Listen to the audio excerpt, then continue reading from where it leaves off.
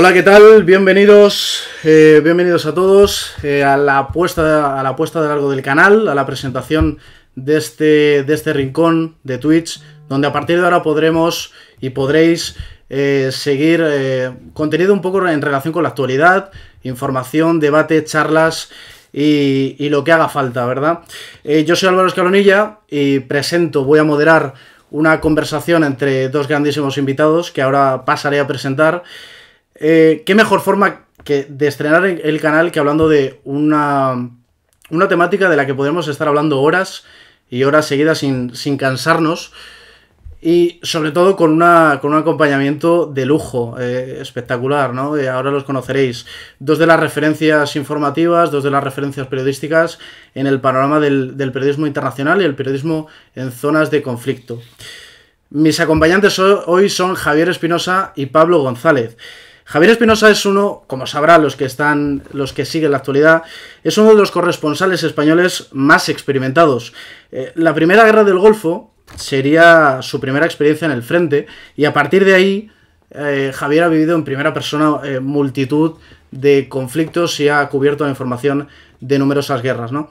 Desde la de Yugoslavia hasta el genocidio ruandés, una vez ya en el mundo, experiencia del final del apartheid, cobertura también en América Latina, hasta situarse en Oriente Medio, que es donde finalmente se encuentra, ¿no? Y donde en la actualidad más o menos ubica su información. Quiero hacer una recomendación a todos los que están aquí para empezar y quizás desnivele la balanza en favor de Javier al comienzo, pero quiero recomendar uno de sus libros, escrito junto a Mónica García Prieto, otra grandísima periodista, que se titula La semilla del odio, como habéis visto, y trata sobre la invasión de Irak. A todo aquel que le guste la historia, la religión, la política, el conflicto en sí, y sobre todo a todo aquel que le guste el periodismo, debe leerlo. Es lectura obligatoria. Pasando a nuestro segundo invitado, el gran Pablo González, es un periodista especializado, como me acaba de contar hace ahora unos minutos, en Europa del Este, especialmente la antigua región de influencia de la Unión Soviética. Yo también se lo he dicho antes, fuera de cámaras, y conocí a Pablo por Twitter. Me topé en el timeline con uno de sus vídeos en Stepanakert, la capital de Nagorno-Karabaj, cubriendo el conflicto, y me pareció sencillamente espectacular, ¿no? Y luego, posteriormente, lo trataremos, pero también cómo han cambiado las redes sociales, la dinámica del periodismo y de la información en general. Sobre todo el periodismo de guerra y en zonas de conflicto. Colabora con varios medios, principalmente con Nice, y también lo ha hecho en alguna que otra ocasión con France 24, entre otros. También pueden ustedes leerle en su blog, pubvision.net, donde comparte un contenido sinceramente interesante, realmente interesante. Así que aquí os tengo, compañeros, ¿qué tal? Muy buenas. Hola, buenas tardes. Bueno, vamos a comenzar la charla, una especie de entrevista, ¿no? También debate, donde tanto Javier como Pablo compartirán sus impresiones. Yo quería haceros una pregunta a los dos, para que me la respondáis. ¿Por qué escogisteis el camino de la información en zonas de conflicto? ¿Por qué decidisteis ser, en definitiva, periodistas de guerra? Empiece Pablo. Ay, hostia. Yo, sinceramente, yo no soy periodista de guerra ni especializado en ello. Yo siempre lo recalco, yo cubro un área muy concreta, que es en la que soy bueno, porque hablo algunos de los idiomas, porque conozco la historia, cultura, sigo muy de cerca la política, toda la actualidad. Entonces, cubriendo este área, que bueno, realmente es un área bastante desigual y bastante extenso, ¿no? Que es el área postsoviético, ¿no? Europa Oriental, Europa Central, Cáucaso. Si en esta zona, que es la que yo cubro, hay conflicto, yo lo voy a cubrir. Es decir, pues yo de guerras ahora, en mis 10 años más o menos de carrera periodística he cubierto dos. He cubierto el Donbass y ahora la del Karabaj. Entonces, yo no es que esté especializado en guerras precisamente, porque yo no he ido a Libia. Siria ha ido en un viaje que han hecho para prensa, pero yo no conozco nada de eso, no hablo árabe, no he seguido la trayectoria de estos países, entonces yo no creo que yo pueda aportar nada ahí. Entonces, yo no me especializo, digamos, en guerras, pero cuando las ha habido, las he cubierto y, bueno, sí que no voy a decir que dentro de la dureza de los conflictos, pues no me desagrada, digamos, trabajar en ese ámbito y, bueno, a mi manera profesional, con todas las dificultades aún así, pues bueno, supongo que lo disfruto. Entonces, al final es ir haciendo lo que te gusta y encontrar el nicho en el que puedas disfrutar de tu trabajo y, bueno, y supongo que, bueno, parte de ello, si lo haces bien, disfrutas, pues de luego te viene reconocimiento, etcétera, etcétera, a la gente que le gusta tus materiales y que te sigue. Pero vamos, que no elegí especialmente, elegí el periodismo porque me gustaba contar y elegí el área geográfica en la que me especializo porque me gusta y todo lo demás pues viene ya de rodado. Javier. Bueno, en mi caso, a mí me gusta mucho la historia y eso fue lo que me llevó al periodismo y me gusta mucho viajar y conocer otras culturas y eso fue también lo que me llevó a la profesión. Y un poco lo que dice Pablo, o sea, yo he hecho todo tipo de informaciones, desde cultura, deportes. Lo que pasa que, bueno, el hecho de que te guste la historia y el hecho de que te guste viajar conlleva que terminas cubriendo conflictos por una cosa muy básica, porque por desgracia el ser humano hace historia a base de conflictos. No hemos aprendido, bueno, sí, o sea, a veces hacemos alguna excepción y inventamos algo, o somos un poco solidarios, pero normalmente lo que sabemos es matarnos entre todos nosotros, bastante bien lo hacemos.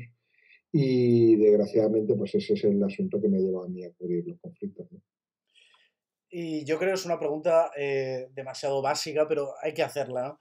¿Cómo se ha tomado vuestra familia o vuestros allegados, en definitiva, la decisión de ser corresponsal en primera instancia y posteriormente a la hora de veros sobre el terreno? ¿Cómo conlleva eso la gente de tu entorno? Pablo. Bueno, en general supongo que bien, ¿no? Se preocupan por ti y bueno, y a veces pues supongo que pasarán momentos de mayor tensión o menor tensión. Yo también intento no preocupar demasiado y si hay algún problema, pues decirlo de antemano. Pero en general, bien, no es un trabajo más. Saben que es un trabajo que me gusta y supongo que también se dan cuenta que si a mí me metes en un trabajo de 8 horas de lunes a viernes, pues que supongo que me subiré por las paredes, con lo cual casi seré insoportable, más aún, con lo cual supongo que mejor así. Y bueno, Bueno, dale Javier. sí, en mi caso, mi mujer es corresponsal también de conflictos, o sea, ha cubierto muchos conflictos, con lo cual conoce perfectamente el trabajo, lo entiende perfectamente y no supone ningún problema mayor. También hay que, o sea, también me parece que hay que quitarle un poco esa aureola que se ha creado en torno a la cobertura de conflictos. Creo que la cobertura de conflictos es una especialización más, como hay otras muchas. Tiene sus propias técnicas, tiene su propia deontología, su propia forma de trabajar, pero no hay que pensar que es más especial un periodista que cubre conflictos que un periodista que cubre información local. Yo creo que en la base es el periodismo. Eso es una fórmula matemática, hay que ser honesto, hay que atenerse a los hechos, hay que hablar con la gente, ir al lugar de la noticia y todo eso se aplica tanto en la información local como en la información de conflicto. Decía Pablo que a él le había tocado por azar, ¿no? Porque se especializaba en aquella zona, en esta zona en concreto de Europa del Este, y le había tocado por azar cubrir conflictos. Pero ¿cuándo está preparada una persona, en este caso, aunque tenga esa vocación, aunque tenga, digamos, esa intención profesional, ¿hay alguna preparación especial para cubrir un conflicto? ¿Se puede enseñar en las facultades o es, digamos, experimentar sobre el terreno? Bueno, vamos a ver, antes se aprendía sobre el terreno y ahora se aprende con cursos especializados que dan normalmente en el extranjero, lo dan compañías que casi todos son exmilitares y no son cursos enfocados directamente al periodismo, sino se llaman cursos de supervivencia en situaciones de conflicto, ¿no? Están orientados a ONGs, a gente que trabaja en zona de conflicto. Son cursos que te dan orientaciones de cómo moverte en una zona de conflicto, no a trabajar como periodistas. Nosotros en concreto, y aunque no me gusta mucho hacer publicidad, pero bueno, yo con Mónica, que es mi mujer, estamos lanzando un curso precisamente de cómo hacer periodismo de guerra en zonas de conflicto, que está muy orientado al periodista, ¿no? O sea, cómo buscar temas porque desgraciadamente los conflictos son repetitivos. O sea, yo las situaciones que he visto en Nagorno-Karabaj, donde coincido con Pablo, por cierto, son las mismas que he encontrado en otro montón de conflictos porque es muy repetitivo el ser humano, ¿no? Entonces, cuando tú llegas a un sitio, si conoces a dónde ir a buscar noticias, a dónde a buscar el reportaje, la información, pues ahorras tiempo. Y una de las cosas básicas en un conflicto es ahorrar tiempo dando vueltas por ahí como pollo sin cabeza, porque cuanto más tiempo estés dando vueltas sin saber a dónde vas, más tiempo, más posibilidades tienes de que te den un pepinazo en la cabeza y no nada, ¿sabes? Entonces, sí, sí se puede aprender. Yo de hecho, hice un curso de esos de forma de moverme en zona de conflicto, lo hice cuando ya muchísimo tiempo ya, lo hice en el 2004 y había empezado en 1990, o sea, llevaba ya 14 años haciendo reportajes de conflicto. Pensaba que era una tontería, porque lo tengo que reconocer, y aprendí muchísimo, aprendí cosas que me salvaron la vida en conflictos posteriores, ¿sabes? Entonces sí, sí se pueden aprender técnicas que las aprendes normalmente también sobre el terreno, pero a base de golpes. ¿Y para qué te tienes que dar golpes si las puedes aprender antes, no? Pablo. Sí, yo en su momento también hice un curso de estos de, como lo llaman, de ambiente hostil, que le llamaban, pero sí, vamos, básicamente lo que dice Javier. Y bueno, sí, te da unas pautas que tú también mismo las puedes aprender. Muchas cosas son de lógica, pero claro, son de lógica una vez que ya las sabes. Y si no las sabes, pues a lo mejor no, en el momento no actúas como deberías actuar. Y realmente pues, hay mucha gente que muchas veces dice, no, yo quiero ser periodista de guerra, yo quiero ser, pues yo lo respondo de siempre, ¿no? Especialízate en algo, porque especializarte, si que realmente quieres especializarte en guerras, pues vete a servir al ejército una temporada para coger un poco de esto, o vete a una ONG o lo que sea, visita las zonas y coge experiencia. No, yo no le recomendaría a nadie meterse en una guerra directamente, pero por otro lado, al final, supongo que todo el mundo tiene que empezar alguna vez en los conflictos y a cubrirlos. Y es eso, pues si hay cursos, pues mira, si hay, por ejemplo, Javier junto a su pareja lanzan ese curso, pues mira, será una cosa muy recomendable para hacer, porque la verdad es que en castellano de estas cosas hay muy pocas, ¿no? El mundo anglosajón, por ejemplo, sí que practica mucho más, hace muchas más cosas, ¿no? Sé que el ejército hace un curso para periodistas también. No sé si supongo que este año último no lo habrán hecho con todo el tema del COVID, pero yo, porque no me he coincidido nunca por la agenda, me he escrito un par de veces, pero cuando me han llamado no he podido acudir. Pero bueno, cursos de estos que es lo recomendable, ¿no? Y al final, pues, ir cogiendo experiencia, sentido común y hacia adelante. ¿Y volveríais, si ahora mismo dais un salto al pasado, a ese momento en el cual os tocó, en tu caso Pablo, o decidiste, en tu caso Javier, cubrir estos conflictos de forma habitual, hubierais escogido ese mismo camino o hubieseis escogido otro y probado otras cosas? Como no lo entiendo la pregunta, o sea, si volvería a hacer lo que he hecho hasta ahora. Sí. Sí, sí, sí, claro, por supuesto, sí, a mí me parece fascinante. Los conflictos son muy tristes, pero te permiten ver la esencia del ser humano, ¿no? Que el 95% de las veces es terrorífica y te lleva a confirmar lo nefasto que somos para el planeta, pero hay un 5% en el que te encuentras con gente maravillosa que hace cosas que no debería hacer porque no saca ninguna ganancia por ello y que te lleva un poco a reconciliarte y a mantener un poco la esperanza de que, bueno, por lo menos al no llevarte a la depresión perpetua, ¿no? Y sobre todo, ya te digo, te permite aprender culturas, conocer culturas nuevas, conocer países nuevos, sí, sí, vamos, yo no tengo ninguna duda de que elegí bien mi profesión y que todavía me encanta, ¿no? Pues exactamente lo mismo que Javier. No, claro que lo volvería a hacer. Me gusta lo que hago. Intentaría mejor hacerlo mejor. Es lo único, ¿no? Pero por lo demás, sí, sí. Es un poco, ¿no? Como el símil ese de la que hablaban de Gran Hermano, ¿no? Que en la casa todo se magnifica, ¿no? Pues en la guerra también todo se magnifica, ¿no? Lo bueno y lo malo.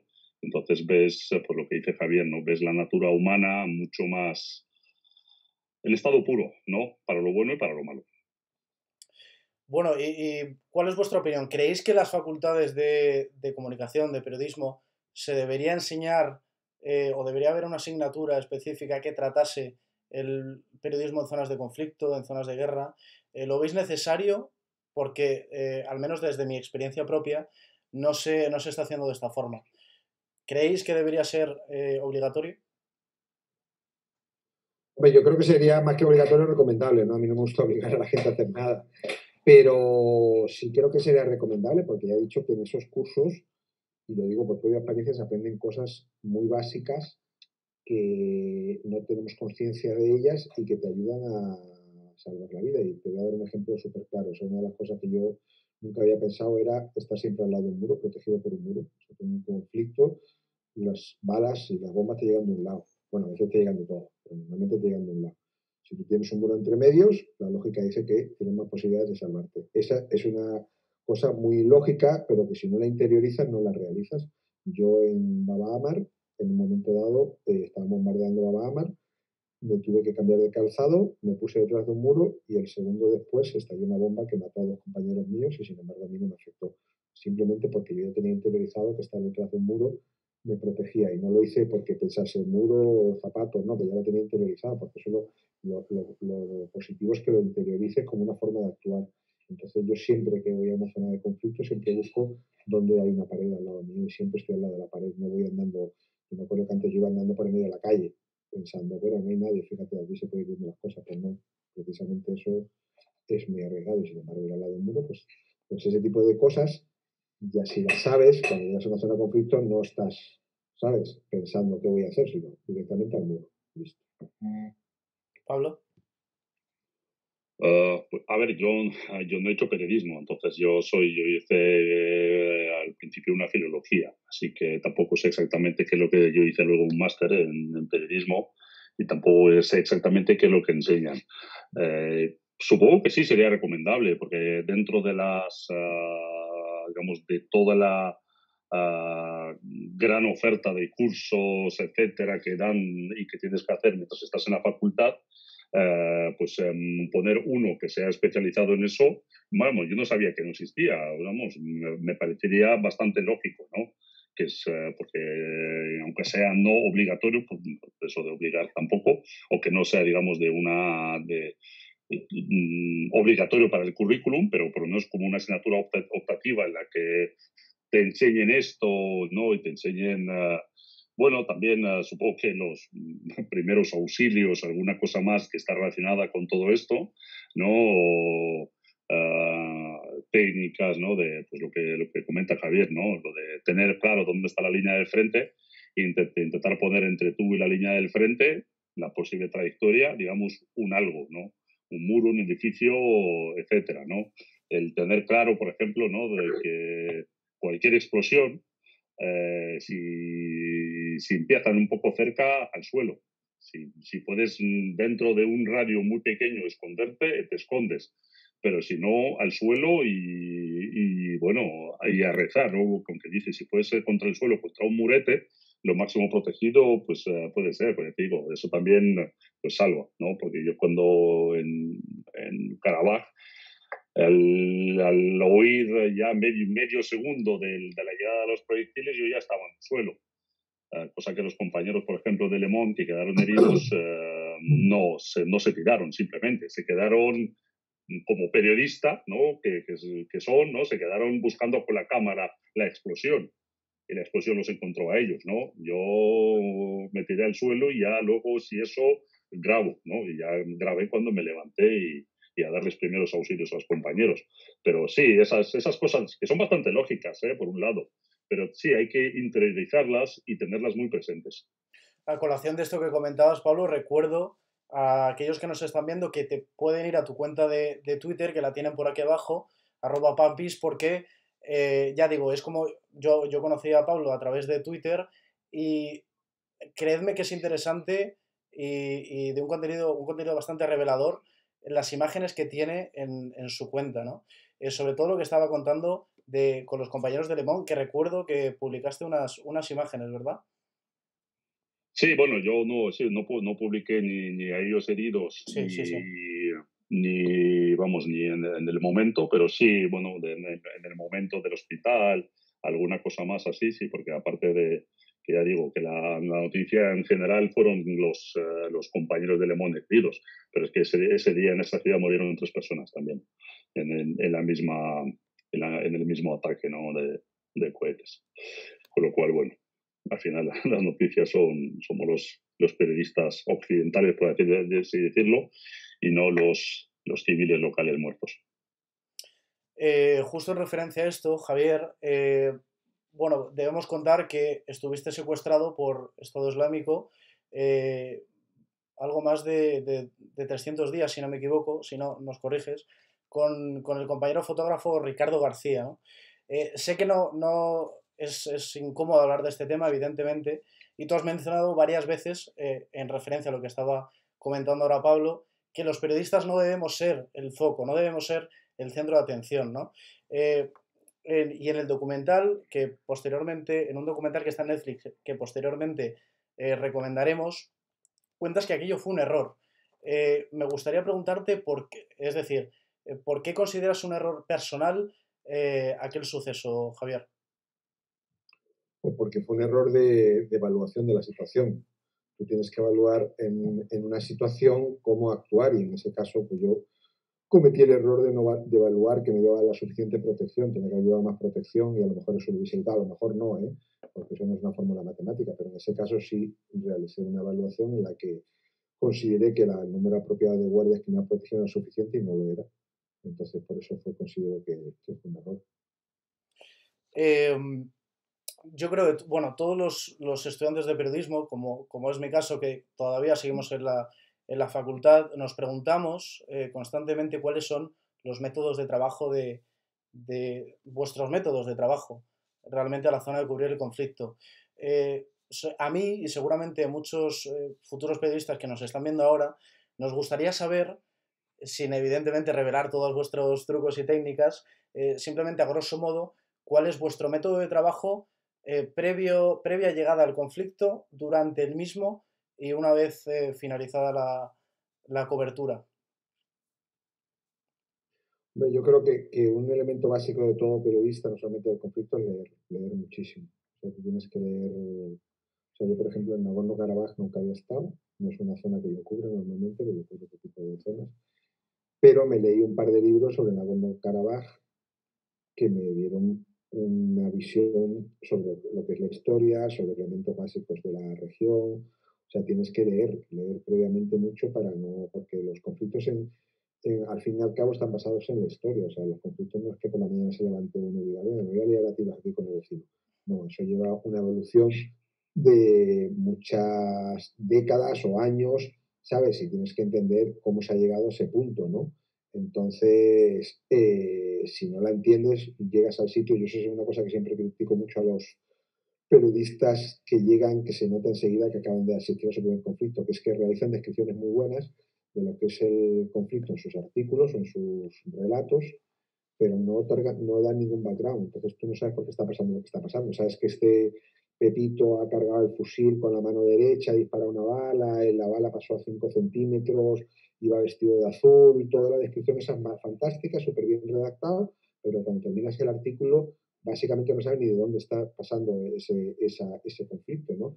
Y yo creo que en los artículos hay que meter muchos párrafos en los artículos, en los podcasts, en las crónicas de televisión, hay que meter un porcentaje muy elevado, quizás el 50% de la información tiene que ser background, para que la gente comprenda por qué Pepito está cargando su fusil con la mano izquierda, ¿sabes? Porque Pepito no se va a levantar así porque tenga un mal día. Pablo. Yo en ese sentido estoy totalmente de acuerdo y yo creo que cuando haces periodismo, bueno, eso es en general, ¿no? Pero especialmente cuando cubres un conflicto, por lo que dice Javier, eh, mm, tienes que, yo lo llamo que en parte tienes que informar, sí, pero también tienes que formar.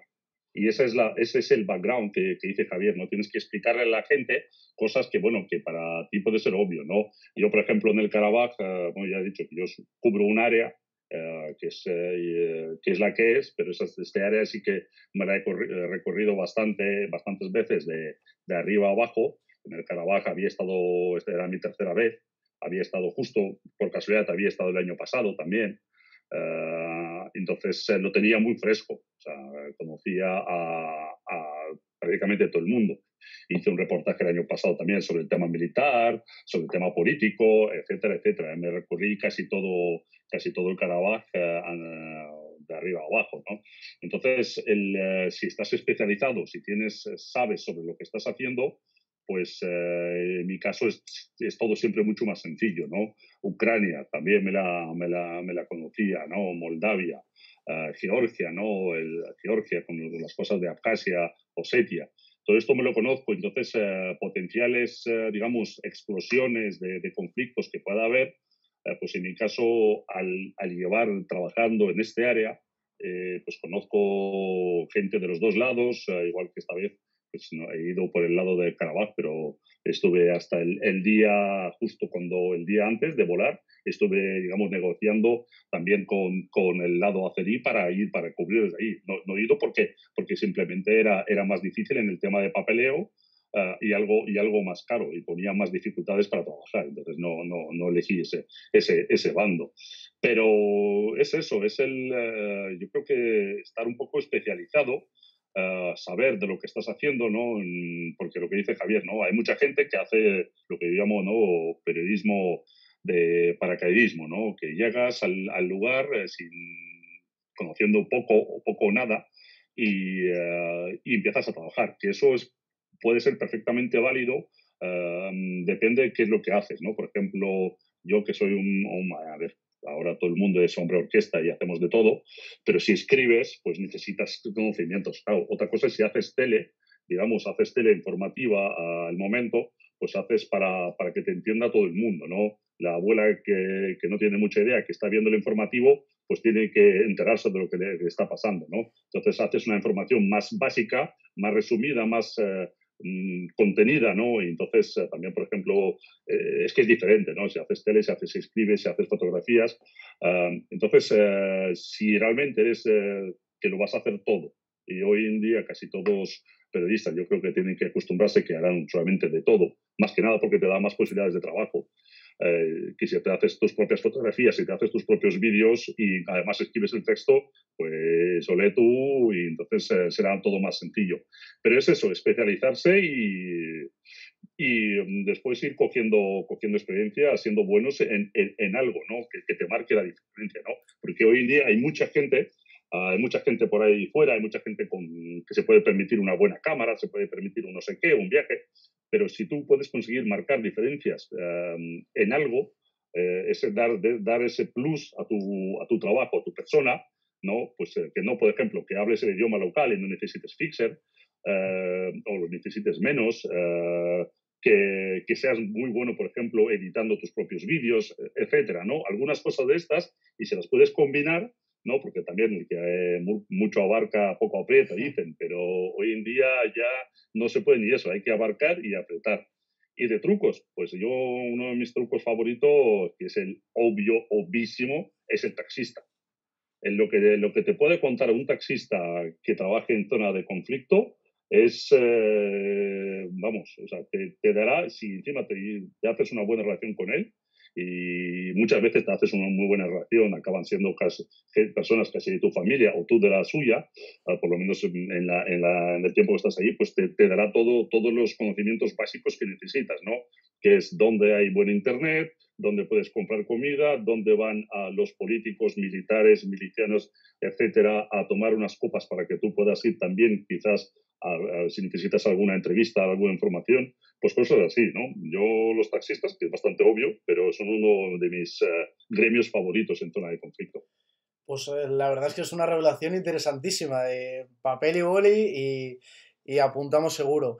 El siguiente tema o la siguiente pregunta ha estado, digamos, en boca de todos en los últimos meses, ¿no? Quizá a consecuencia de la pandemia, o quizá no, pero la realidad es que la ética, al final, y los conflictos morales que pueda conllevar un trabajo periodístico son determinantes, ¿no? Y cada vez más.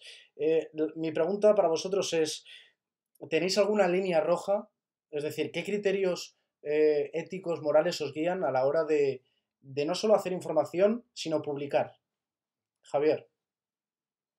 Yo creo que una línea roja básica que yo he visto en muchos casos es que tu presencia en un lugar no puede agravar las cosas.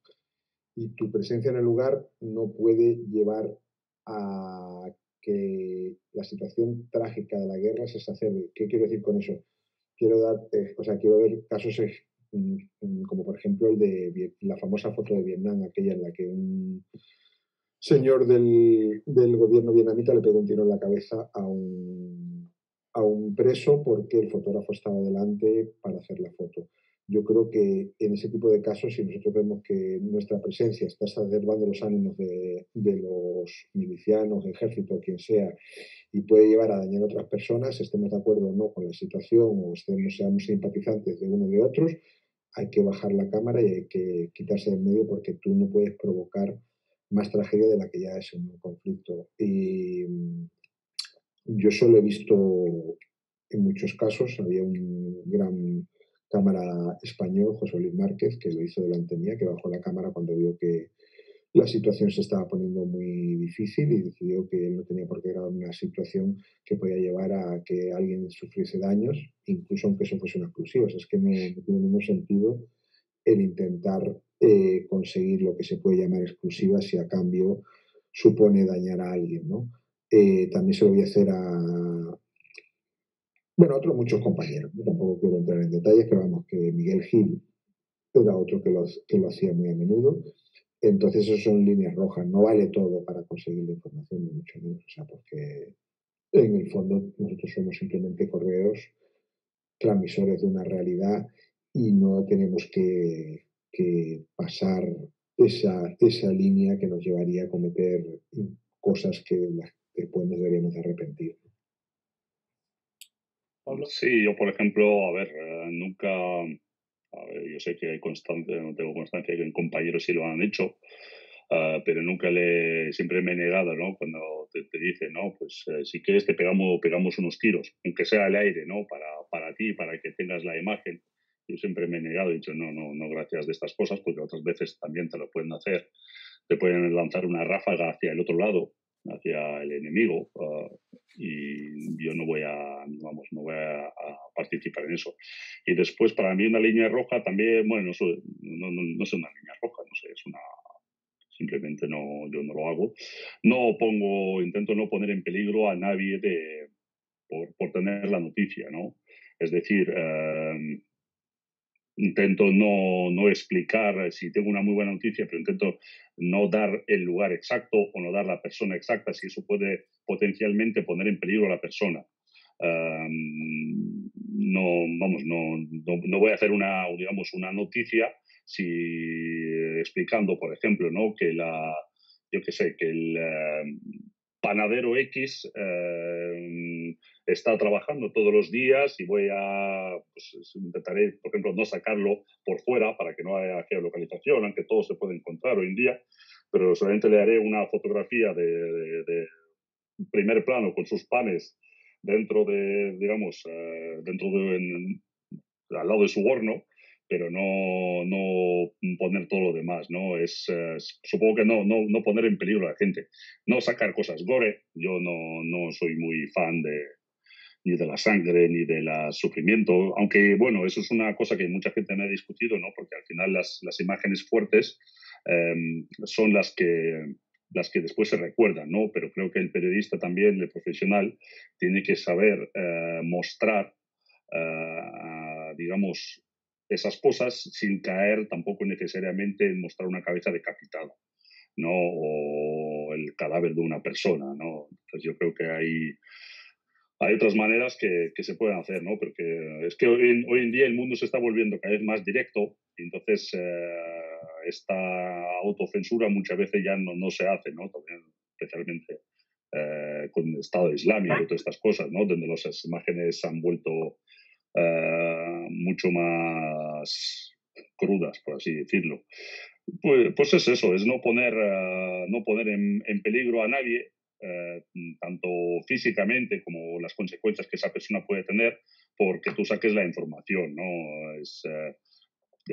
Porque tienes que entender que no, que de las posiciones militares, soldados, algunas cosas, aunque ellos estén, o civiles en zonas de conflicto, aunque ellos estén muy encantados de contarte lo que sea o enseñarte, tienes que ver tú por dónde pasa esa línea de seguridad. Porque si al día siguiente de publicar tú algo ese sitio explota, pues lo mismo ha sido gracias a tu trabajo. Y eso es una cosa que a mí no me gusta, no me gustaría llevármela de por vida encima.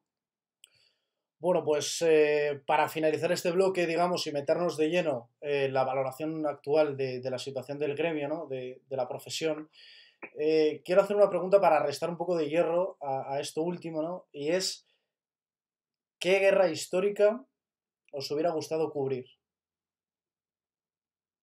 Para mí Vietnam siempre me pareció uno de los conflictos, por lo que he leído y las crónicas que he leído y los libros que he leído, en los que se permitió más libertad de acción a los periodistas y en los que la acción de la prensa incidió en cambiar el curso de la guerra de alguna manera, ¿no? Cosa que ahora ya no pasa. O sea, el que piense que con el periodismo puede cambiar el curso de una guerra, creo que debería retomar el camino y hacer otro tipo de cosas, ¿no? Pero en Vietnam sí pasaba, en Vietnam se permitía ir a todas partes, básicamente, incluso en las dos partes, porque también se pudo trabajar del lado del Vietcong, y tuvo un gran impacto en la opinión pública norteamericana y en gran parte fue lo que modificó la política general de ese país y les obligó a la retirada, ¿no? Siempre me gustaría mirar mucho a todos los que ocurrieron en la guerra de Vietnam, toda la gente. Pablo. A mí me costaría decidirme entre la Segunda Guerra Mundial y las campañas napoleónicas, porque simplemente por el poder, por el viaje en el tiempo y de ver aquella época y poder, creo que, cubrir algo así como pues, para las campañas, por ejemplo, napoleónicas, ¿no? De los diferentes estados mayores, las diferentes cortes, el campo de batalla, cómo vivían los civiles, pues bueno, y algo que no existía en aquel entonces porque, bueno, la prensa estaba en un estado muy incipiente, por un lado. Y por otro lado, bueno, la Segunda Guerra Mundial, pues porque por toda la inmensa barbaridad que es, barbarie y que fue, y porque yo también personalmente también me encanta la historia. Ahora mismo, por ejemplo, estoy en Varsovia y en el sitio donde vivo estoy en los límites del gueto, ¿no? Donde se unía el gueto sur con el gueto norte, pues justo estoy en este sitio, ¿no? Y al lado un sitio donde hay un bar, es el mismo edificio que era la sede de la SS. Entonces, con todos estos referentes históricos, pues supongo que me hubiera encantado cubrir ese conflicto con todo lo que dio de sí. Difícil decisión.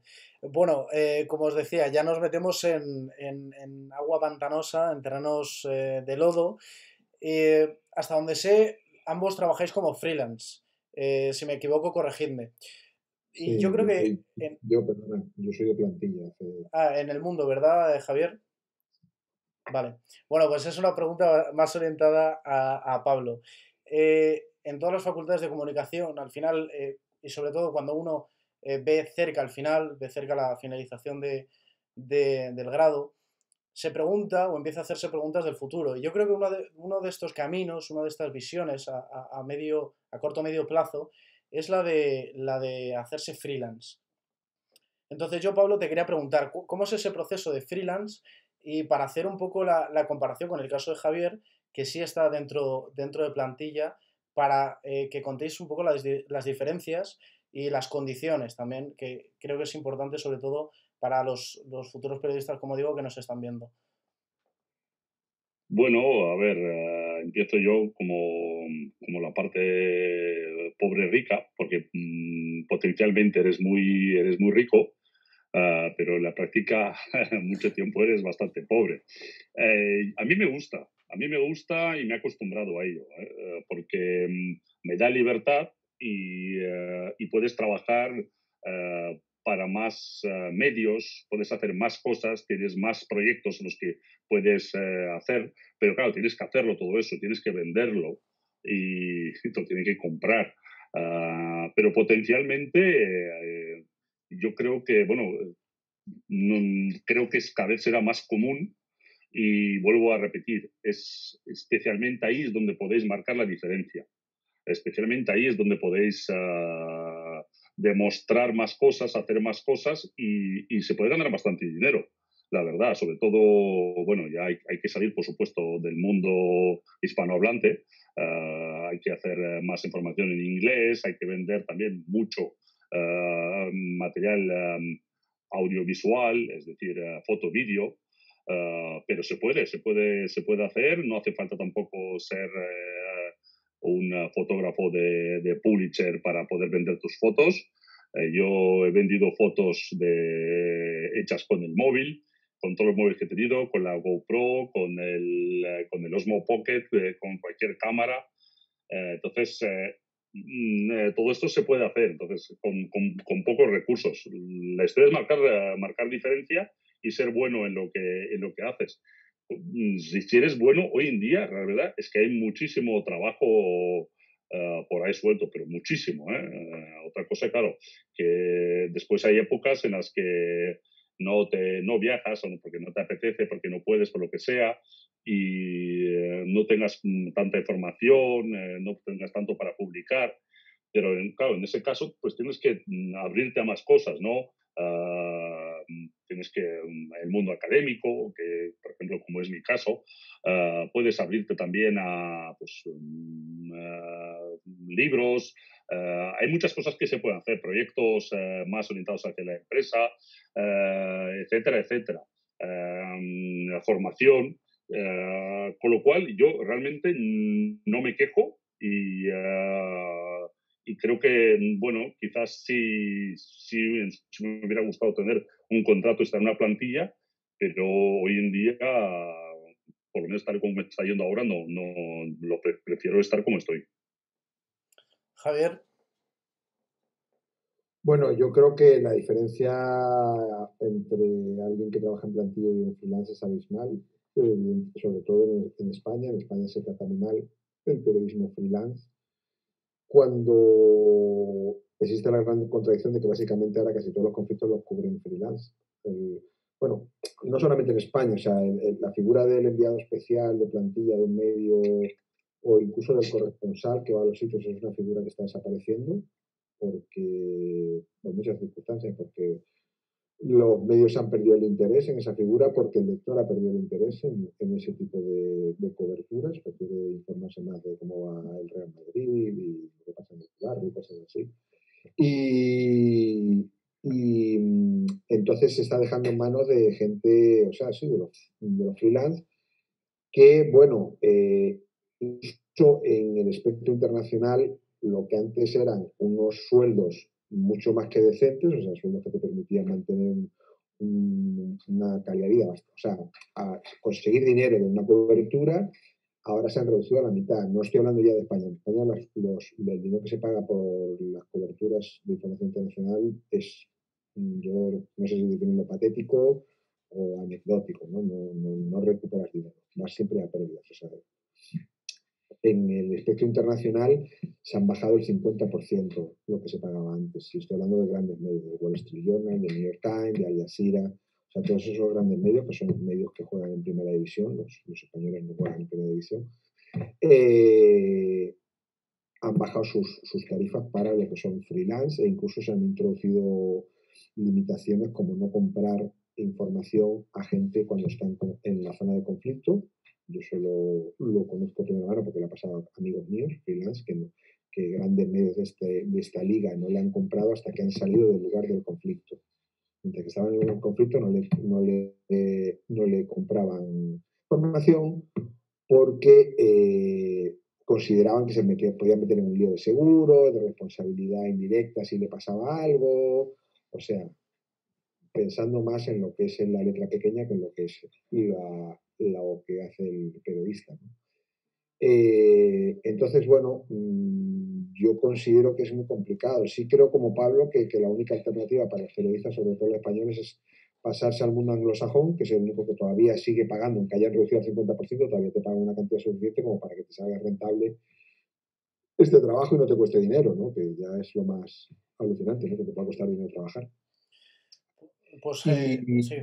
pasar también eso de fijarse en lo que es el ámbito nacional al ámbito internacional, ¿no? Pues en esta línea, como comentaba Javier, o sea, en esta línea de los grandes medios, los medios generalistas, sobre todo en España, en panorama nacional, dan espacio suficiente a la información internacional. Más o menos habéis respondido, bueno, ha respondido Javier, pero ¿se dedica suficiente tratamiento aquí en España a la información internacional? ¿Consideráis que se incurre en un error no hacerlo? Bueno, yo la verdad es que no sigo mucho la prensa nacional española, porque simplemente no tengo tiempo. Con estar al día de lo que sucede en Rusia, Ucrania, Georgia y todo eso, pues me lleva bastantes horas al día. Y realmente yo al final, lo que dice Javier, la información que consumo es un poco la deportiva y lo que sucede en las regiones que me son queridas o donde tengo familiares, amigos. En general yo creo que se da poca importancia a la información internacional, o menos de la que se debería dar, ¿no? Es realmente lo que dice Javier, es bastante difícil venderle nada a nadie en España. Se puede vender en castellano, se puede vender, ¿no?, a Estados Unidos, a Latinoamérica, especialmente en el tema de vídeos. Se puede vender bastante. Se puede vender, bueno, algunos medios que hacen cosas en castellano, ¿no? Deutsche Welle. No sé si los rusos de RT compran algo. Yo no creo que tienen plantilla, pero vamos, tampoco me lo he planteado mucho. Me limitarían mucho las posibilidades luego de ir según qué lugares. Pero sí, en general, yo creo que está bastante malita la información internacional. Hay grandes profesionales, ¿no?, como Javier u otros, pero en general,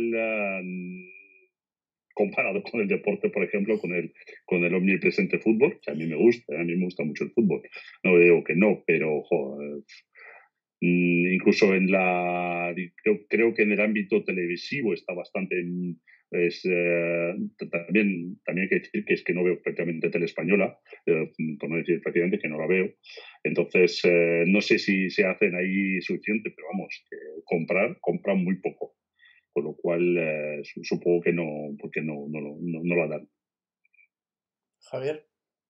Bueno, eso ha sufrido un deterioro muy progresivo. O sea, durante la Primera Guerra del Golfo, en 1990, yo me encontré con reporteros de canales no sé ni si existirán todavía, como es el Canal Autonómico de Valencia, Radio Valencia, la revista Interview, que desapareció. En Yugoslavia me encontré con reporteros de la revista El Caso, que es una revista de sucesos de España, que también desapareció.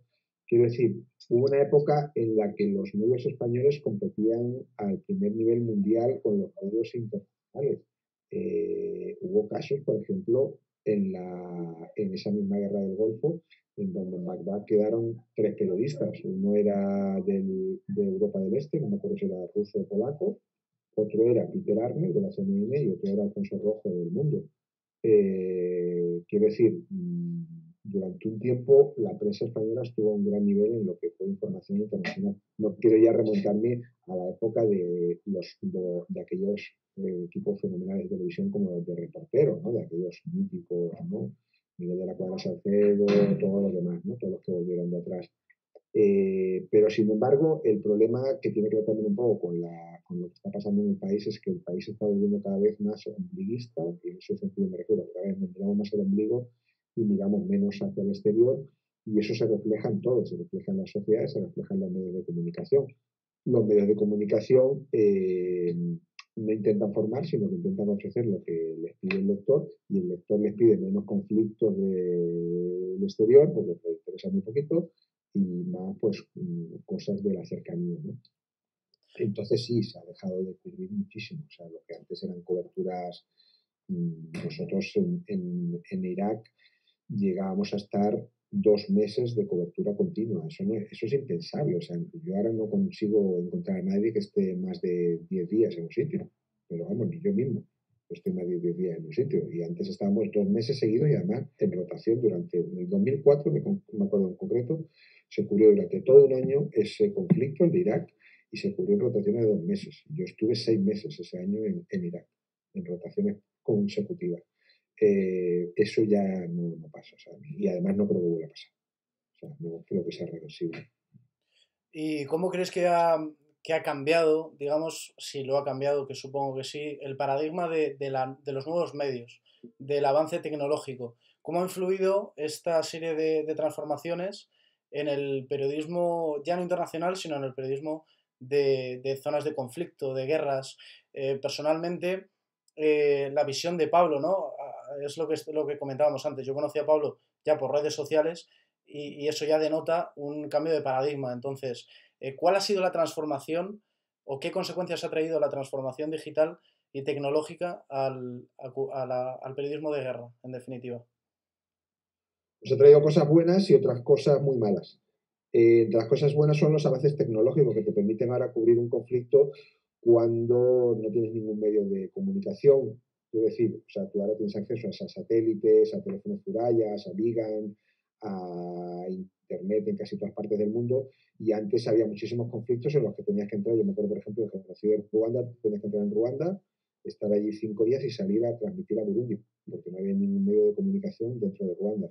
Eso ahora es impensable. Tú ahora llegarías a Ruanda con tu teléfono móvil, te conectarías con la redacción, empezarías a transmitir en cuanto estabas dentro, ¿no? A nivel redes sociales, por ejemplo, pues bueno, son una gran herramienta para encontrar información de gente que está sobre el terreno, te permite documentarte. Quiero decir, es un elemento, lo que antes se llevaba en papel escrito, o sea, creo que la documentación es un elemento básico de todos los conflictos, como he dicho, pero antes tenías que recortar papel. Y claro, papeles, pues al final llevas una bolsa con 30 kilos de papel. Pues ahora no tienes que llevar nada. Ahora te llevas simplemente tu ordenador, te conectas a internet y allí buscas todo lo que es el background o la información de esta o cualquiera, porque tienes acceso a internet y todo está en la nube, ¿no? Esa es la parte positiva. La parte negativa es que las redes sociales han traído una cantidad de desinformación tremenda y después una gran equivocación, que es que yo no considero que Twitter o cualquier otro medio de comunicación sea periodismo. El periodismo es algo mucho más complejo. O sea, tú, porque pongas una tirita o porque hagas una cura de urgencia, no eres un doctor. Tienes que tener una formación, tienes que saber una cierta cantidad de cosas. Eh, Considerar que Twitter es un periodismo, yo estoy totalmente de desacuerdo, respeto mucho cualquier otra opinión, pero creo que es simplificar demasiado lo que es el periodismo, ¿no? Como ya he dicho, el periodismo necesita que incluir una enorme dosis de background que no se puede dar por espacio, por lógica. Aunque tú pongas un hilo de 250 tweets o 500 tweets, nunca vas a tener el mismo número de caracteres que un solo artículo. Si un solo artículo son 5.000 caracteres. Multipliquemos por la cantidad de tweets que tienes que dar en un solo artículo. Y si te puedes permitir el lujo de hacer 10 artículos, pues, o sea, matemáticamente es imposible. Entonces, creo que esa es una gran equivocación, ¿no? Y creo que eso lleva a simplificar como todo, porque ahora es una tendencia a llevar a simplificar todo, ¿no? O sea, cuanto más simplifiquemos todos los mismos. El otro día estaba hablando con Mónica, con mi mujer, que los correctores de texto intentan simplificar las traducciones en inglés o las correcciones en inglés a sujeto, verbo y predicado. Las frases un poco más complejas no las traducen porque dicen, uy, esto está muy complicado para el lector, aquí sujeto, verbo y predicado. Pues ahora todo se lleva a simplificar el pensamiento, la forma de escribir, la información, porque pensamos que la gente es tonta, básicamente, y además creamos un círculo vicioso, porque cuanto menos información demos, la gente piensa menos, con lo cual sí es verdad que cada vez se va haciendo más tonta, con lo cual pide menos información, con lo cual se hace más tonta, y así terminaremos siendo todo Willy, como los de la película aquella famosa. Pablo. Bueno, yo no he conocido el periodismo anterior. Sí estoy de acuerdo que la gente, si tú tienes un perfil en redes sociales, no quieres decir que seas periodista, ¿no? Es igual que si tienes un coche, tampoco eres un piloto de carreras, ni etcétera, etcétera. Sí que es un medio bastante útil para, bueno, para mantener un poquito de feedback con el lector, en mi caso, y para promocionarte, que es también mi otro objetivo de la presencia en redes sociales, ¿no? El tener presencia en redes sociales, de tener digamos, ese peso informativo, pues te permite luego encontrar trabajos, ¿no? Porque básicamente si estás ahí, sabes que estás en esa zona y tienes contactos, pues puedes conseguir más trabajos, ¿no? Que en el caso, por ejemplo, del freelance sí es importante. Después, hombre, en general, las nuevas tecnologías sí que han traído también mucha problemática de que muchos medios, al no tener recursos, pero también es un círculo vicioso, ¿no? El no tener recursos, apuesto por información de menor calidad. Si hay un local con una cámara que te pueda comprar, ¿no? Por ejemplo, ahora sí que se han hecho, ¿no? Hay muchas agencias que no compran fotografías de freelance o de gente local para que simplemente, por muy a mano, muy barato que sea, ¿no? Porque es una política de apostar por los profesionales. Y hoy en día cualquiera que todo el mundo tiene un ordenador, todo el mundo tiene una cámara, el que sepas escribir y el que sepas hacer fotos ni te hace periodista ni escritor ni te hace fotógrafo. Entonces, la gente supongo que poco a poco se van dando cuenta de eso después del boom que ha habido, ¿no? De los blogs, de los no sé qué, que ahora ser periodista es bastante más que eso, ¿no?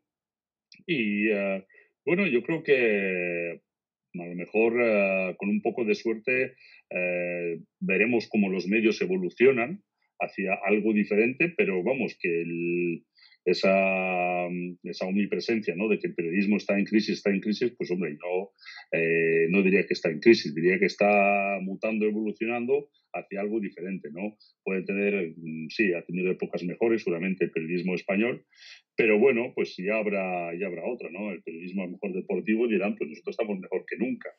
Entonces todo es subjetivo.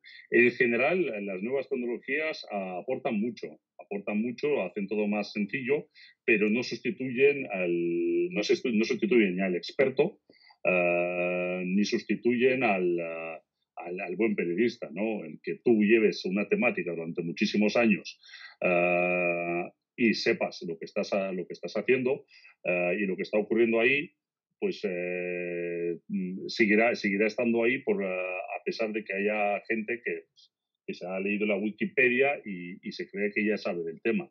Entonces, el periodista pues está para demostrar que es algo más y bien o para estar en el momento o bien para tener la mejor información. Y si puede estar en el momento, tener mejor información, pues perfecto. ¿Y cuáles son las características principales, a vuestro juicio, a grosso modo, en forma resumida, que debe tener un periodista de guerra? ¿Cuáles son los atributos principales que debe tener, ya digo? Javier. Yo creo que, pues, lo que ya he dicho un poco, ¿no? Interés por la historia, interés por conocer otro tipo de culturas,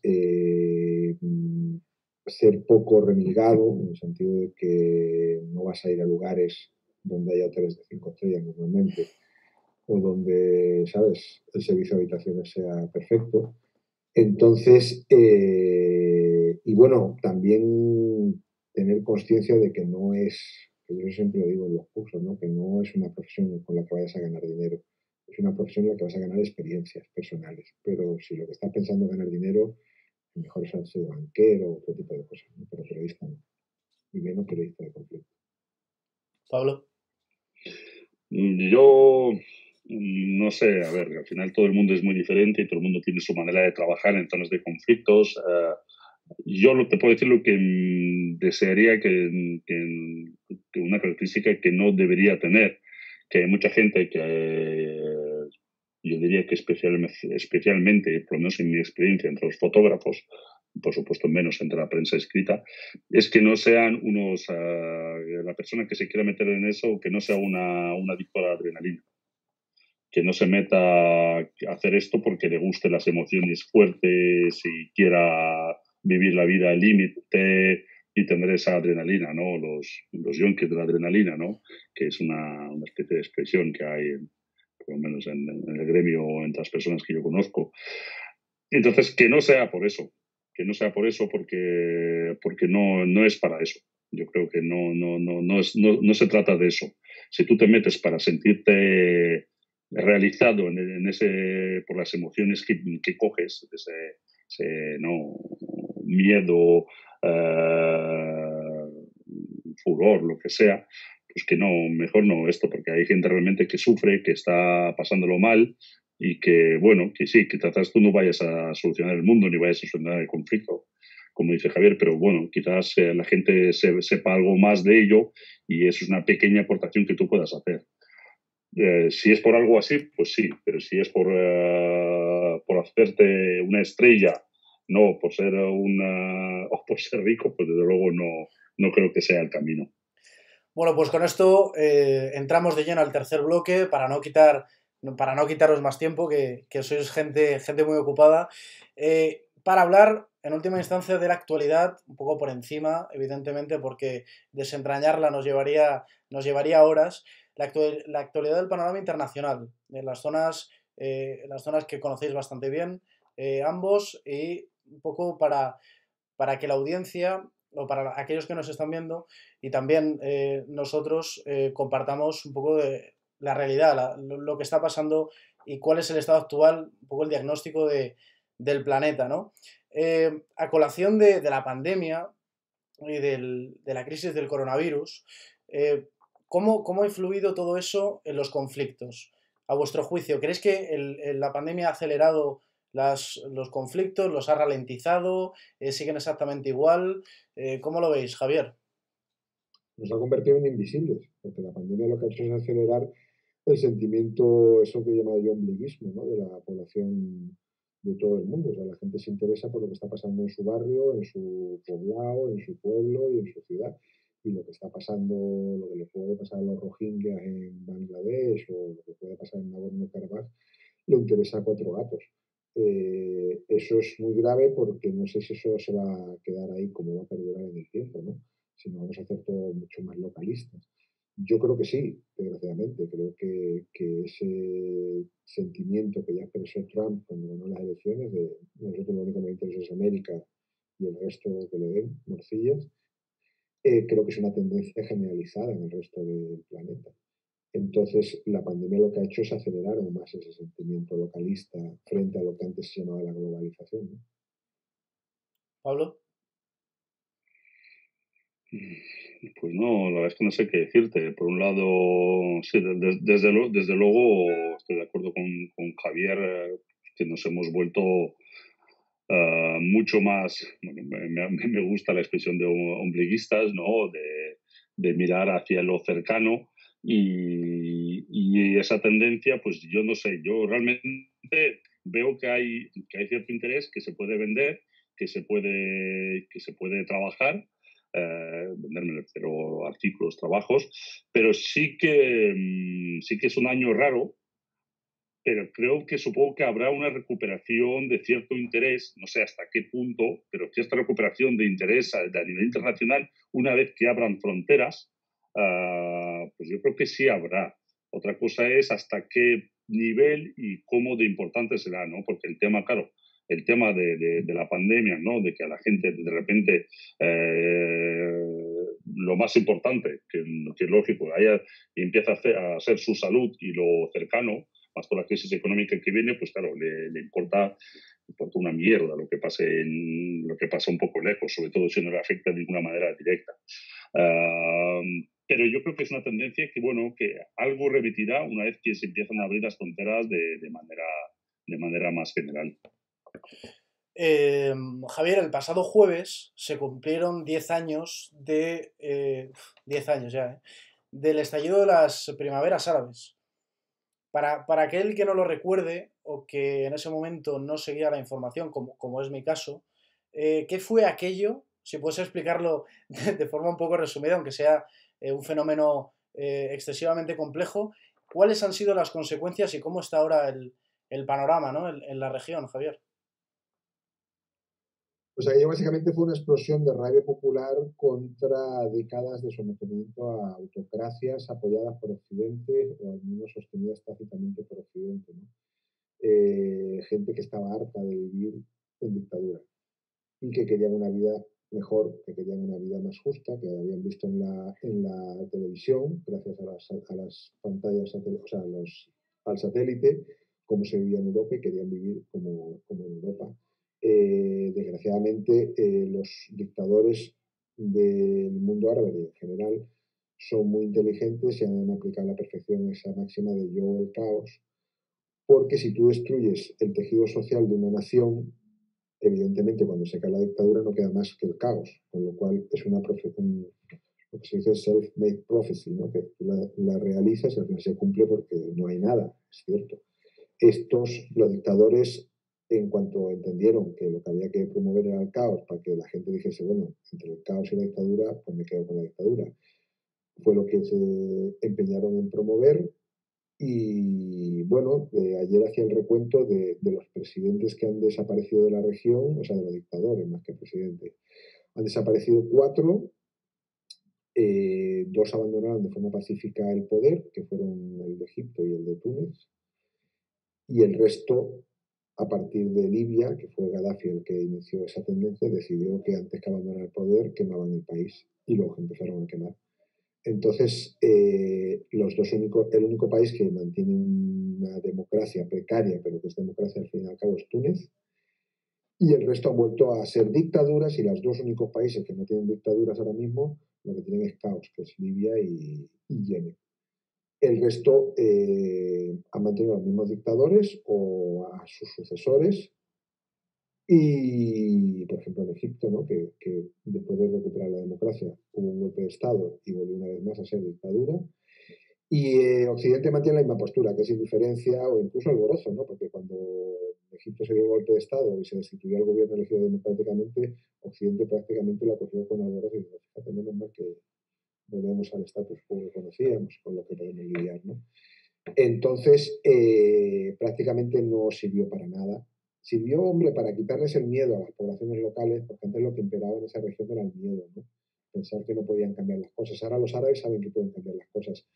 Lo han cambiado a peor en muchísimos casos, pero eso no quiere decir, como todo proceso histórico, que eso no vaya evolucionando. No quiere decir que dentro de 20 o 30 años esta semilla que se ha plantado ahora de hemos perdido el miedo, queremos una vida mejor, pueda llevar a una evolución hacia algo positivo. Hoy por hoy no. Hoy por hoy lo que ha habido es una involución más que una revolución. Y de hecho son mucho más fuertes los grupos extremistas, los gobiernos dictatoriales son muchísimo más brutales que eran antes. Pero bueno, ya digo que un elemento básico para conseguir un cambio es que tú pierdas el miedo y que seas consciente de que puedes cambiar. Antes la gente no era consciente, la gente que veía dice, pues aquí Bashar al-Assad, pues siempre, Assad para siempre. En Arabia Saudí, pues sí, para siempre. ¿Sabes? En todo Gaddafi, pues para siempre. Ahora ya son conscientes de que eso no tiene por qué ser para siempre. Pablo, más orientado a tu zona. Ahora con la llegada de Joe Biden a la presidencia de los Estados Unidos, ¿va a cambiar un poco la estrategia del Kremlin de cara a esas relaciones bilaterales? ¿O digamos que se va a mantener el statu quo de estos últimos años bajo el mandato de Trump? Ha habido un problema de comunicación. ¿Me puedes repetir la pregunta? Sí, ahora con la llegada de Biden a la presidencia de los Estados Unidos y con la salida correspondiente de Donald Trump, cuando se confirme, evidentemente. ¿Cuál va a ser la estrategia que va a dirigir el Kremlin? ¿Va a seguir el mismo, va a tratar de mantener el statu quo o va a tratar de trazar otra estrategia? Bueno, a ver, el Kremlin seguirá en la suya porque bueno, lleva muchísimos años ahí con el señor Putin y no creo que vaya a cambiar mucho. Desde luego, a pesar de que ha habido muchísimos rumores sobre Trump, bueno, que es un agente ruso, que es más pro-Kremlin, etcétera, etcétera, realmente le ha puesto las cosas al Kremlin, a Rusia, bastante difícil. Se han seguido aprobando sanciones, renovando, se han salido de varios acuerdos militares que antes nadie lo iba a pensar. No creo que vaya a cambiar realmente con Biden gran cosa, quizás sobre todo cambie algo en Ucrania, porque Biden, bueno, y su hijo siempre han estado muy ligados al tema ucraniano, entonces ahí sí que puede haber algún movimiento, pero en general, desde luego, seguirá esta línea de cada vez ir más hacia una guerra fría, si es que no estamos ya en ella, entre Estados Unidos y Rusia. Seguirá creciendo la tensión. Poco a poco, seguramente abriremos frentes, no sé dónde todavía, pero no me cabe duda que se abrirán. En el espacio mío, pues supongo que tenemos que tener un ojo a Moldavia. Habrá que seguir con atención lo que pasa obviamente en el Cáucaso, ¿no? Georgia, con las posibilidades de que se abra una base militar estadounidense más grande ahí. Son muchas las cosas. Yo no creo que no vaya a cambiar nada porque ninguno de los dos países, a pesar de que pueda aparecer, sobre todo en Rusia, dependen tanto de la persona que gobierne, aunque en Rusia, claro, siempre más que Estados Unidos, pero son dos grandes naciones que tienen sus intereses y sus estrategias y esas estrategias al final les llevan a choque que seguirá produciéndose.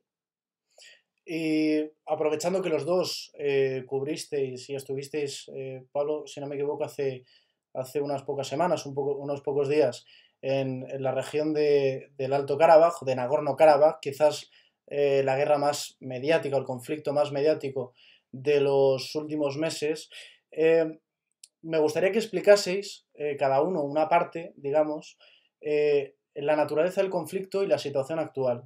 Es decir, no es un conflicto nuevo, es un conflicto histórico, como bien explicaréis ahora, que se ha vuelto a reactivar. ¿Cuál es el problema de Nagorno-Karabaj para tratar de entender ese conflicto y cómo está ahora mismo? Javier.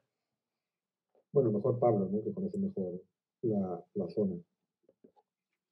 A ver, básicamente, para explicarlo de una manera rápida y sencilla, el problema está que dentro de la Unión Soviética no se pensó en solucionar esta problemática de fronteras porque nadie pensaba que se iban a separar.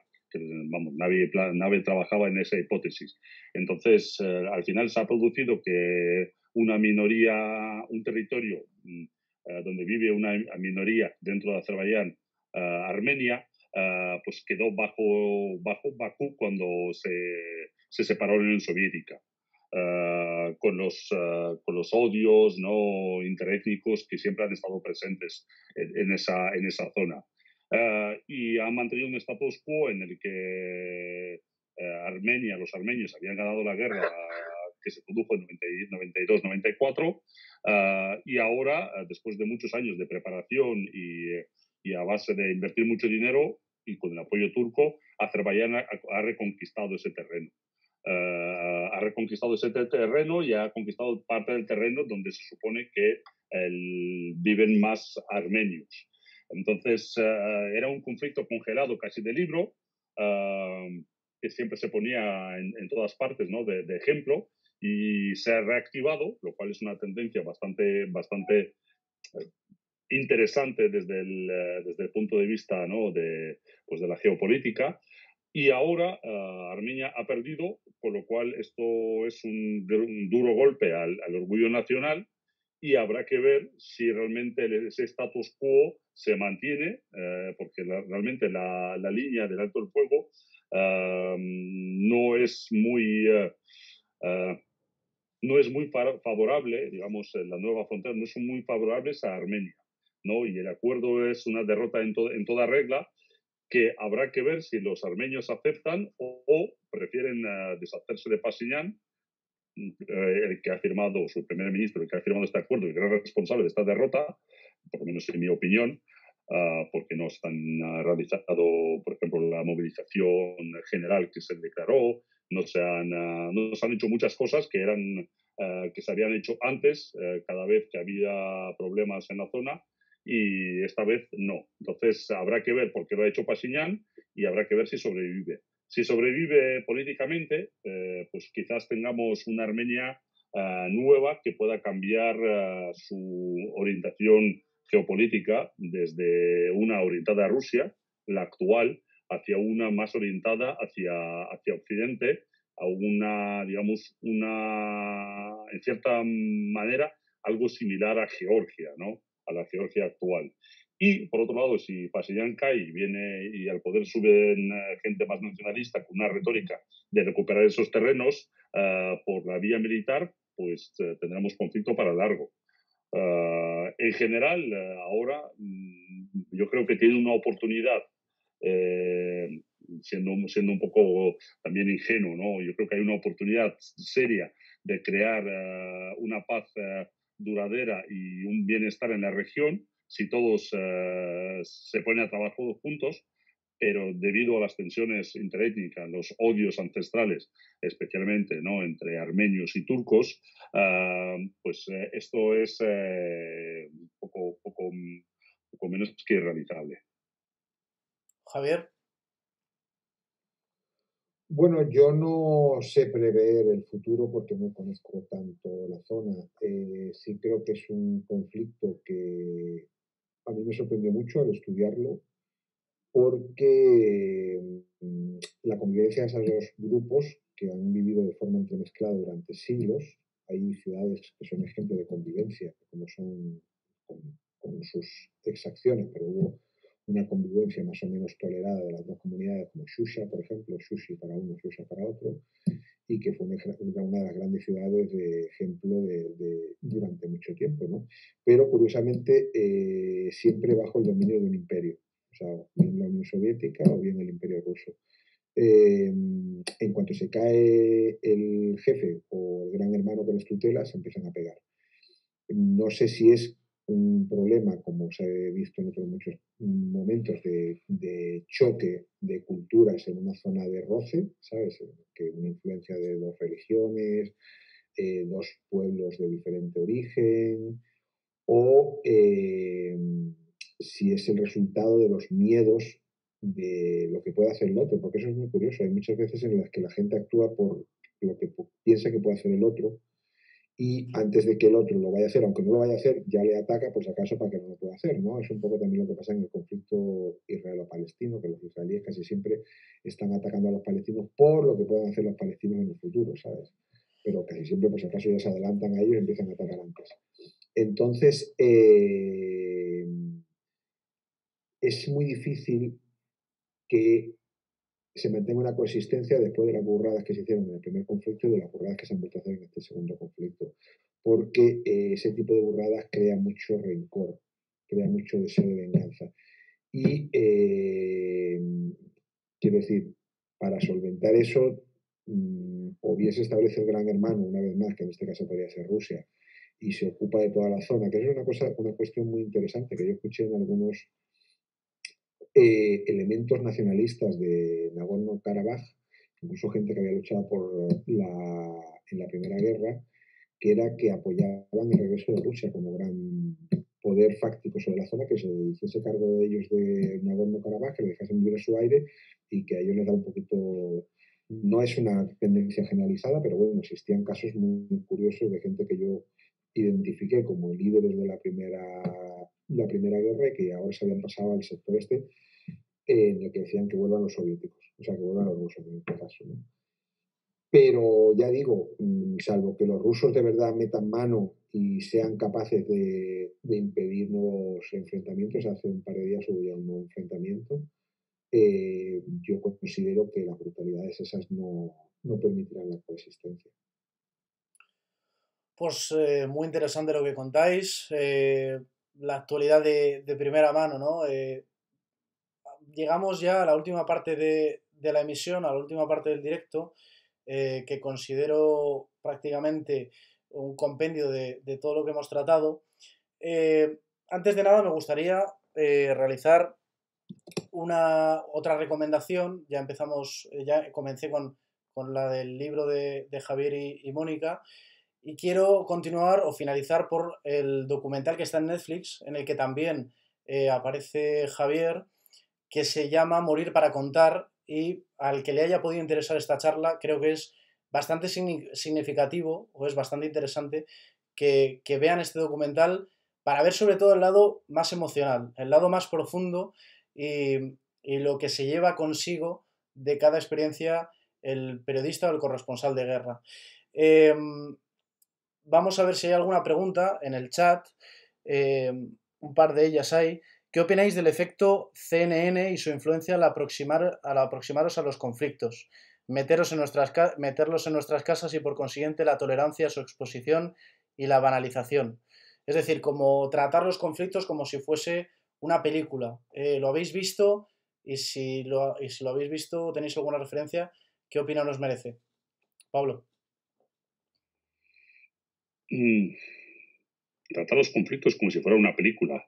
Bueno, a ver, no, a ver, es que es todo depende, ¿no? No es cuestión de tratarlo quizás como una película, pero si le das un toque más novedoso, que enganche más digamos, a la persona que se pueda interesar, despierte su interés y esa persona se interese más por ello, por qué no? No creo que sea negativo que haya nuevas formas de presentar la información, siempre y cuando eso pues no lleve a banalizarlo, ¿no? Javier.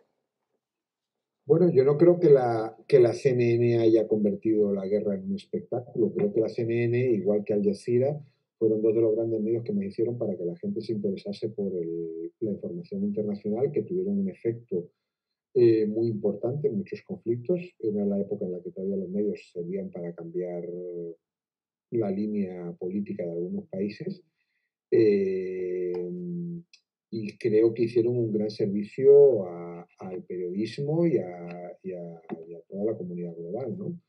El convertir la información en espectáculo es más de la época más reciente, o sea, y además es de los propios periodistas, no es de la cadena CNN, eso es una tendencia global en la que muchos periodistas, bueno, pues eso se puede discutir o no, consideran que es muy importante convertir la información en un show, ¿no? Yo creo que no se debería hacer así, pero bueno, yo no soy nadie aquí, no soy el Papa, ni mucho menos, entonces cada cual que lo haga como lo crea conveniente.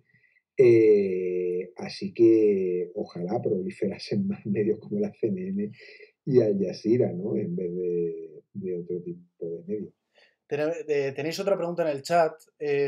¿Cómo pensáis, nos dice el espectador, que cómo pensáis que se pueden cubrir conflictos más relevantes cibernéticamente, menos cinéticos y más en la red? No sé si comprendéis bien la pregunta. ¿Qué opinión os merece? No mucho, la verdad, no la comprendo muy bien. ¿Quiere decir o sea, que se cubran más a nivel de redes? ¿O qué? No. Si te soy Que son sincero. o que son conflictos en las redes, en internet, o...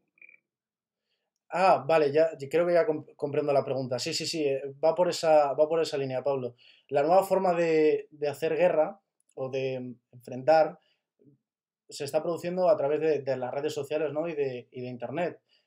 ¿Cómo se puede cubrir? Ahora que lo he entendido, me parece una pregunta bastante interesante. ¿Cómo se puede cubrir este tipo de ataques cibernéticos de unos estados contra otros? ¿Entraría dentro de la categoría de periodismo de guerra o no tiene absolutamente nada que ver? Hombre, yo supongo que, a ver, es que periodismo de guerra, como tampoco soy fan de periodismo de guerra como expresión, ¿no? Supongo que sí, porque al final son acciones militares que se toman. Lo que pasa que ahí hace falta un background técnico mayor, ¿no? Y explicar al público en general que no acaba de interesarse por conflictos en la vida real, con bombas, explosiones, tanques y todo esto, pues imagínate si tienes que explicar los conflictos cibernéticos. Yo creo que es difícil, es difícil. Hay gente muy buena, por cierto, que se dedica a ello, pero yo creo que el interés del público general es escaso, por decirlo de alguna manera. Javier. Bueno, los ataques cibernéticos son una nueva forma de hacer conflicto, ¿no? Los conflictos están evolucionando mucho y uno de los elementos más novedosos es precisamente los ataques cibernéticos. Otro lo vimos en Nagorno-Karabaj, que son los drones. Y tiene una enorme repercusión. Pensemos por lógica lo que puede suponer paralizar un aeropuerto, paralizar un puerto, paralizar muchísimas cosas. Ahora bien, creo que resultaría muy complicado cubrirlo para un periodista, por ejemplo, para mí. Yo no lo sabría cubrir porque yo no tengo conocimientos suficientes tecnológicos para saber cómo se lleva un hackeo. Eso es más de periodistas especializados en tecnología, ¿no? Los que pueden llevar a investigar de dónde procede el ataque, que tienen fuentes en ese sector. O sea, no creo que sea una cobertura fácil para un periodista especializado en conflictos.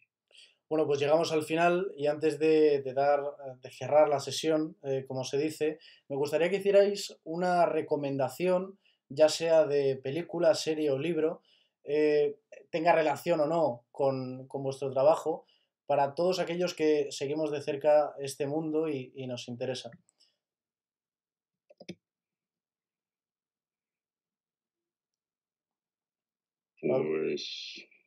Pues la verdad es que no sabría qué recomendar si es sobre la prensa, porque no, hombre, a mí me hizo una gracia una película que a mucha gente no le gustó, que es una película de hace un par de años que sale Benicio del Toro, que está ambientada en la guerra de los Balcanes, que ellos trabajan creo que para una ONG o la ONU o algo así.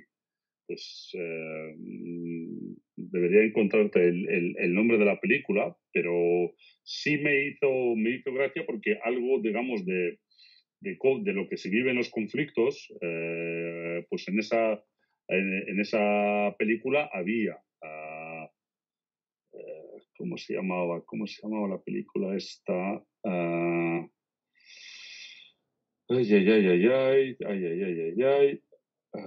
Un día perfecto. Pues nos lo apuntamos. Perfecto, creo que es, sí, del 2015, que además es de Fernando León de Aranoa, de director. Sí, entonces, pues esta película, bueno, tiene algunas cositas, son un poco, bueno, peculiares, pero en general explica un poco lo que se puede ver en zona de conflicto. Javier. Hombre, yo siempre recomiendo Dispatches from Vietnam de John Steinbeck, que creo que es uno de los libros magistrales de literatura sobre conflictos, que te permite conocer cómo se cubrió aquel conflicto y aparte está magníficamente escrito. Entonces, yo creo que ese es un libro básico.